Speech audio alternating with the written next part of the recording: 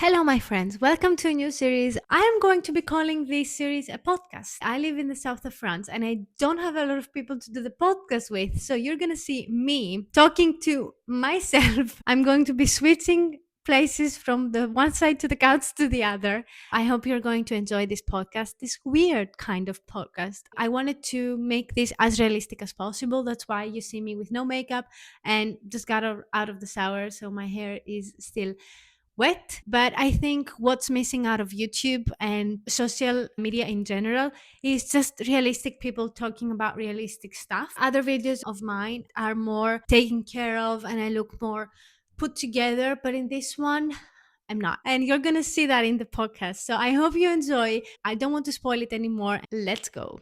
I cannot begin to count how many times I've said that all I need is to start over.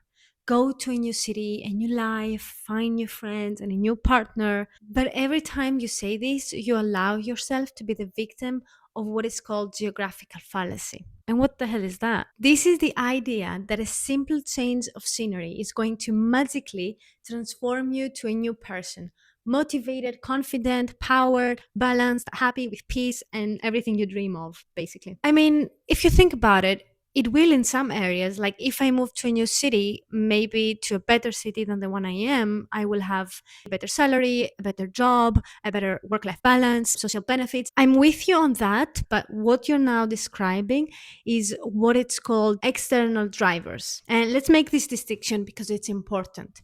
External drivers are the ones you just mentioned. But then there are the internal drivers, and those are anxiety, depression, low confidence, isolation.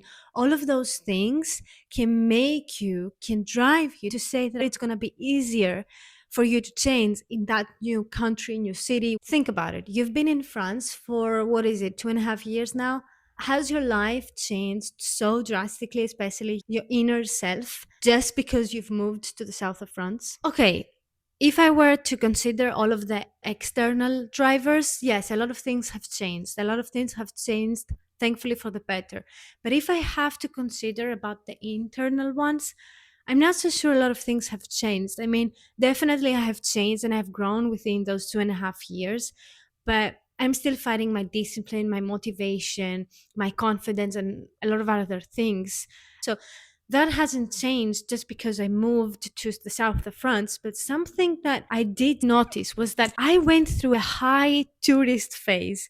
When I moved here for about a few weeks, maybe even a month or so, I was more confident to meet people, to go out, to do things, to go to the gym, to go out, have some drinks. But then after a while, that started to go away and more of my built-in behavior started to rise again, and I just went back to my previous routine and all of the problems that I was facing before.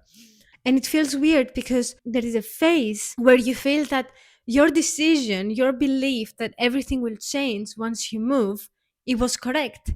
And then after a while, when you go back to your routine and everything kind of goes back to the way it was, then you crash because you've been in that bubble. And when that bubble bursts, you just poof. So what you're describing the loop between phase one, where you start to see that a lot of things in your life are not working out, and you're like, okay, I need a first start. Then you go into phase two. You move to that new city, everything is different, everything is fun, and you're in that high phase. And then phase three, that bursts, and there's two options. Either you do therapy and you work on yourself, or you most likely gonna go back into the loop of thinking that's not working out, I need to move again, I need to first start, blah blah blah, and then you go again into the same loop. Don't skip the therapy part and working on yourself and just go back into the loop, because the more you work on yourself and the more you learn about yourself, then you're going to be able to control and actually identify whether you're entering the loop because of internal drivers or because of external drivers. And for external drivers, as I said before, it's not that tricky, and sometimes, the majority of the times, it's good to change your environment and want a better life and a better salary, and if not a better salary, just better conditions. But if it's for internal drivers, moving cities and countries and all of those things can a lot of times prove that it doesn't work. And if you think about it, that's the same thing that we do with friends and partners. When you meet a new person, you go through a phase where you're so lucky, you feel ready to get to know them and learn more about them. And then after that kind of goes away, you start to see more like the other side of them. Maybe some arguments start to arise. That's where a lot of people break it off. And then they just go and meet the new person. Just because you need to work on the relationship, you feel like, oh, okay, that's not something I'm feeling like doing and it's not working out. So let's just move on. I think that's where the problem is. I think you are 100% right. I've done this in the past myself, and I've seen a lot of people go through this. And I think it's one of the reasons why a lot of people find it difficult to stay in long term relationships, because we're not really prepared to know that at some point we need to work on ourselves and we need to work on the relationships. All of the movies and everything that we see, they kind of let us believe and let us think and dream that once we meet that person, that friend, that boyfriend, that whatever, everything is going to work out and everything is going to be amazing and beautiful and everything is going to be just fine. And then in reality, that happens. You meet that nice person, and then after a while, a lot of things come up, and you need to work on those things, and you need to work together. You need to go to therapy by your own. You need to go to therapy together.